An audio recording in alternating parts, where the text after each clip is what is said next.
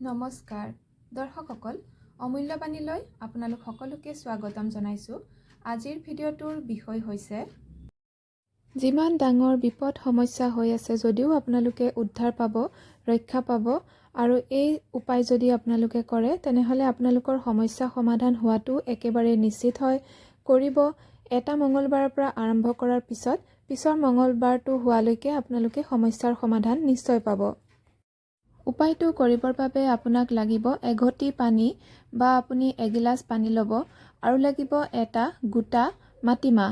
মাটিমাহটোৰ বাকলি থকা হ'ব লাগিব আৰু গোটা হ'ব লাগিব, ফলা হ'লে নহ'ব। গোটা মাটিমাহ বজাৰৰ পৰা কিনি আনিব আৰু গোটা মাটিমাহক উৰদ দালি বুলিও কোৱা হয়। উপায়টো নিৰ্দিষ্ট সময়ত কৰিব, মানে যদি ৰাতিপুৱা কৰে তেনেহলে ৰাতিপুৱাই কৰিব। 7টাৰ পৰা 8টা বজাৰ ভিতৰত যদি কৰে তেনেহলে সেইখিনি সময়তে কৰিবলৈ চেষ্টা কৰিব আৰু যদি গধূলি কৰে তেনেহলে গধূলিয়েই কৰিব। গোটেই কেইদিন মঙলবাৰৰ পৰা আৰম্ভ কৰি পিছৰ মঙলবাৰলৈকে কৰিব। আপুনি গা ধুই পৰিষ্কাৰ কাপোৰ পিন্ধি লোৱাৰ পিছত পূজাঘৰত এগছি চাকি জ্বলাব, মিঠাতেলৰ জ্বলালেই হ'ব।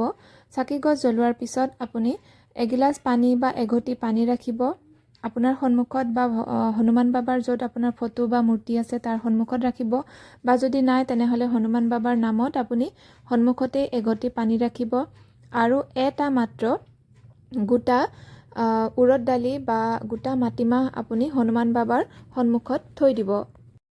এতিয়া আপুনি আপোনাৰ যি সমস্যা হৈ আছে বা যি ইচ্ছা আপুনি পূৰণ হোৱাটো বিচাৰে সেইটো প্ৰকাশ কৰিব। তাৰপিছত ৰাম ৰাম ৰাম শ্ৰীৰামৰ নাম আপুনি জপ কৰিবলৈ আৰম্ভ কৰিব প্ৰথমে, আৰু 2-3 মিনিট সময় জপ কৰিব। হিচাপ নকৰিব কিন্তু কিমান বাৰ জপ কৰিছে, কেৱল আপুনি 2 মিনিট বা 3 মিনিট সময় জপ কৰাৰ পিছত হনুমান চালিচা 3 বাৰ পঢ়ি দিব। 3 বাৰ হনুমান চালিচা পঢ়াৰ পিছত আপুনি পুনৰ 3 মিনিটমান সময় ওম হং হনুমতে নমঃ মন্ত্ৰ জপ কৰিব। কিমান বাৰ গাইছে হিচাপ নকৰিব, কেৱল আপুনি 3 মিনিটমান সময় জপ কৰিব। জপ কৰাৰ পিছত এই যিটো গোটা উৰদ দালি আপুনি থৈছিলে হনুমান বাবাৰ চৰণত সেইটো আপুনি পানীয়েদি গিলি দিব।